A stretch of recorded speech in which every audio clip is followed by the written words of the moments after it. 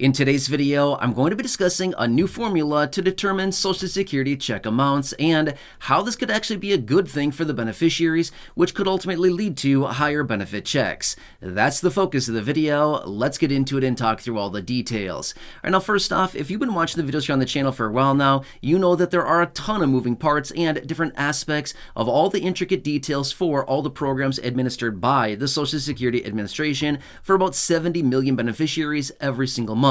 Well, possibly one of the most important formulas that is out there is the one that is used to determine exactly how much you're going to be getting on a monthly basis from Social Security, basically for the rest of your life. Well, that's exactly what I want to talk about here in this video, because there's discussion about changing this formula, and this would actually be a good thing for the beneficiaries, which would ultimately lead to higher benefit checks as well. So I'll explain exactly what they're talking about, what this change to the formula could actually be, and why this would actually be beneficial. Now, a lot of times this can be very, very confusing, but I'll explain this in such a way that actually makes sense. I'll explain all the details and how they're currently using this formula right now, as well as the simple change they want to make to this and how that actually boosts benefit checks. So all that makes sense? All right, so let's get into it and talk through all the details. However, really fast before we do, can I ask a huge, huge favor of you? If you haven't done so yet, will you please make sure to subscribe to the channel right down below the video? There's a big subscribe button down there. Again, if you haven't done so, make sure to hit that down below. It is totally free, always has been, always will be. I'm here for you every single day, doing the research, watching the headlines, advocating on your behalf, and again, answering questions and talking through very complicated and confusing topics, just like this one right here. So again, thank you so much for joining me. I truly do appreciate it. Please subscribe down below, and thanks for watching. I really do appreciate your support here on the channel.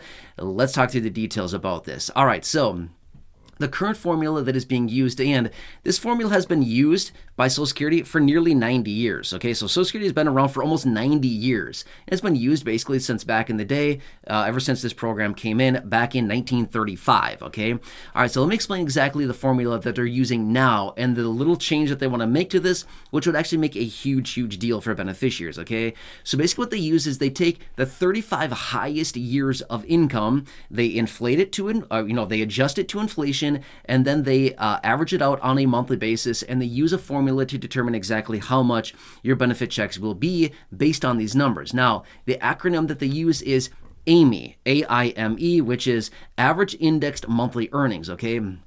So essentially, like I just said, they take 35 years, all of your income, they basically inflate it to current inflation, right? So they adjust it accordingly, and then they basically average it all out across these 35 years, if that kind of makes sense. So they add it all up, average it out across these 35 years on a monthly basis, and that is your AIME, Average Index Monthly Earnings, okay? Does that kind of make sense? So now here's the other thing about it. This is assuming that somebody works and has an income for 35 years. Now, if you have years within there that have zero income, guess what? That's also calculated into this. Now, maybe you've heard me talk about this before, but anytime that we're running averages, anytime that we have a zero in the average, it reduces the average significantly, right? Even if there's a small number in there, yes, the small number will still reduce the average, but a zero really, really reduces the average significantly. And that's the situation that we're dealing with here, as they're calculating this formula here, and they're using zeros within there because maybe somebody had zeros in their income over the last 35 years, there's not that many people out there that have income posted for 35 years, right? A lot of times it's like 28 or 30 or 32. So a lot of times most people have some zeros within their formula. That's not a good situation when it comes down to averaging benefits, right? So that's exactly what I'm talking about here. And that's the formula that they're currently using as of right now and have been for many decades when it comes down to determining Social Security benefit amounts, right?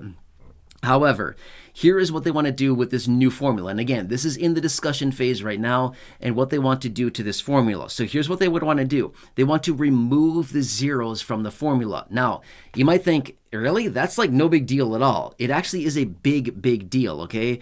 Now, let's think of it this way, okay?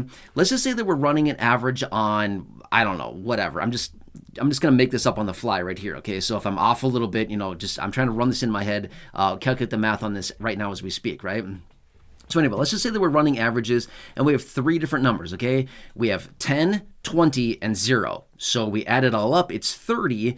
Does that kind of make sense? So, but if we average that all out across these three, it's actually 10. Does that kind of make sense? So we have the three numbers that I'm using here is in this example, 10, 20, and 0, okay? So in this one case here, with that 0 averages all out. When we do average it, it comes out to 10 per set of numbers here. Even though the 1 came in at 20, the 0 made it basically average it out at 10 per set there. Does that kind of make sense? Again, I know it's a really basic example, but this is exactly the power of showing how much of a 0 actually influences that actual number right there, right?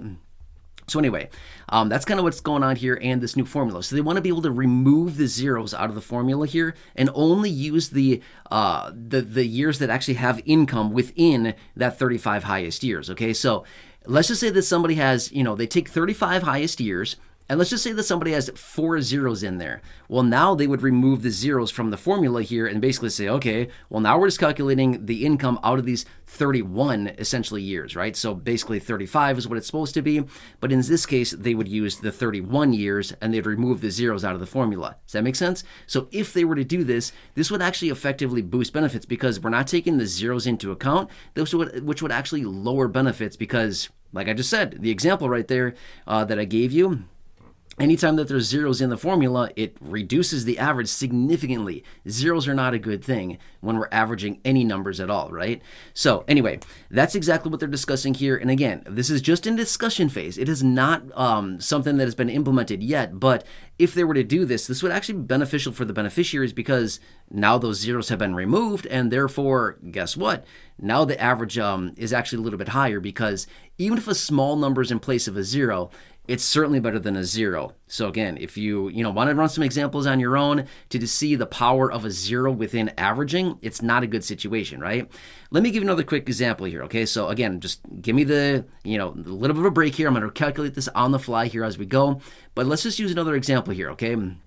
Let's use 3 more numbers, just kind of illustrate the example of removing that 0. So let's go back to those 3 numbers that I used earlier. Remember, I used 10, 20, and 0, averaged out across 3. So again, there's 3 different numbers here that I'm using. So if we add them all up and divide by the number of numbers, we come out with an average of 10. So 10, 20, and 0 is average of, it adds all up to 30, divided by 3 is 10 per set of numbers there, okay? Now let's replace the number 0 with just to say 10 again, okay? So we have 10, 20, and 10. That adds up to be 40. Now, if we take 40 and we divide it by 3, that is what? 13.33, all right? So you can see the difference there. It's a major difference from averaged out at 10 to averaged out at 13.33. Does that kind of make sense, right? So again, you can see the power of replacing a 0 with just even a smallish number, even 10 in this example here. It raised it by 3.33 across each number set, if that makes sense, right? So anyway, I know this can be very confusing, but at the end of the day, when we're averaging anything and we have zeros in place, it reduces the average significantly. You've heard me say that a couple times now, and that's exactly what they want to do here with this new discussion and potentially new formula for Social Security benefits, okay? So anyway, this would be one way to effectively raise benefits for beneficiaries. However, it may not impact everybody because there are some people out there that have 35 years of income. And again, as they're taking the 35 highest years of income to determine exactly how much your benefit check is going to be by running this average here, used again with that AIME acronym that I talked about earlier, then again, it may not impact those people as much, but it's mostly going to impact the checks of the people that have a 0 in place. In other words, they don't have 35 years of income for Social Security to look back on to determine exactly how much those benefits are going to be. Okay, so anyway, I'm going to leave it at that. Otherwise, I feel that if I keep talking about this and trying to explain it further, it's just going to create more confusion about this. But this is what is being discussed and what is being talked about. As of right now, no, it has not been implemented yet. But if they were to do this, it may actually be beneficial for the beneficiaries for the reasons that I explained here in this video. So I'm going to leave it at that for now. As always, if you have comments, questions, concerns about this, if you want to come back and elaborate on this further, just let me know down below. I know it can be very confusing, and maybe I explain this in such a way that doesn't really make sense, but I don't know. I can always come back and do a better job about this if you want me to, and I can give some different examples about this. But either way, just know that this could impact benefit checks for beneficiaries if they were to change this formula.